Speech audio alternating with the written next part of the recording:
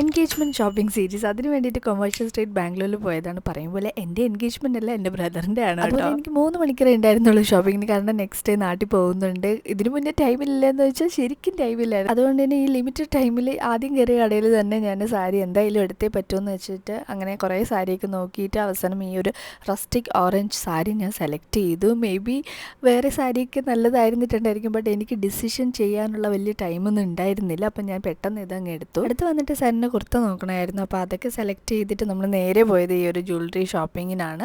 ഈ പറഞ്ഞ പോലെ ഒരുപാട് കടകളിലൊന്നും കയറിയില്ല. കയറി ആദ്യത്തെ കടയിൽ നിന്ന് തന്നെയാണ് നമ്മളെല്ലാ പർച്ചേസും ചെയ്തത്. പിന്നെ എനിക്കാണെങ്കിൽ ബാംഗിൾസിനെക്കാട്ടി ഈ ഒരു ഇയറിങ്സിനോടാണ് ആ ഒരു ക്രേസ്. അപ്പോൾ അത് കുറേയൊക്കെ അവിടെ നിന്ന് വായി നോക്കി എനിക്ക് ആവശ്യമുള്ള ജ്വല്ലറിയൊക്കെ മേടിച്ചിട്ട് അടുത്ത ഡെസ്റ്റിനേഷൻ വന്നിട്ട് സാറിന് ആ കുർത്തയ്ക്ക് മാച്ചായിട്ടുള്ള എന്തോ ഒരു കോലാപ്പൂരി ചപ്പൽ അങ്ങനെ എന്തോ മേടിക്കാനായിട്ട് പോയി. അപ്പോൾ ആ കൂട്ടത്തിൽ ഞാനും കുറച്ച് ചപ്പൽസ് അപ്പുറത്തുള്ള കടകളിലൊക്കെ നോക്കി. പക്ഷേ ആ ഒരു വിലയ്ക്കനുസരിച്ചിട്ട് അത്രയും കംഫർട്ടബിളും അല്ലായിരുന്നു, ക്വാളിറ്റിയും വളരെ കുറവായിരുന്നു. അതൊക്കെ കഴിഞ്ഞ് ഇങ്ങനെ വായി നോക്കി നടക്കുമ്പോഴാണ് ഈ വഴിയോരത്ത് ഈ ഒരു ചുരിദാർ സെറ്റോട് കൂടി ഒരു 600 to 800 റേഞ്ചിൽ വെച്ചേക്കുന്നത്. ശരിക്കും പറഞ്ഞാൽ ഞെട്ടിപ്പോൾ ഇത്രയും വർക്കും കാര്യങ്ങളൊക്കെ ഉണ്ടായിട്ട് അത് ഫുള്ള് സെറ്റോട് കൂടി ഈ ഒരു പ്രൈസിന് എൻ്റെ ഒരു ഷോപ്പിംഗ് ലിസ്റ്റിലേ ഇല്ലായിരുന്നു ഇത് മേടിക്കണമായിരുന്നു. അങ്ങനെ ഞാനൊരു ചുരിദാർ സെറ്റ് വാങ്ങി നോക്കി. അപ്പോൾ ഇനി ബാക്കിയുള്ള ഷോപ്പിംഗ് നാട്ടിൽ പോയിട്ടാണ്. അപ്പോൾ അതിൻ്റെ വിശേഷവും എൻഗേജ്മെൻറ്റ് വിശേഷങ്ങൾ നെക്സ്റ്റ് വീഡിയോയിൽ പറയാം. അപ്പോൾ this is life shorts by Winnie.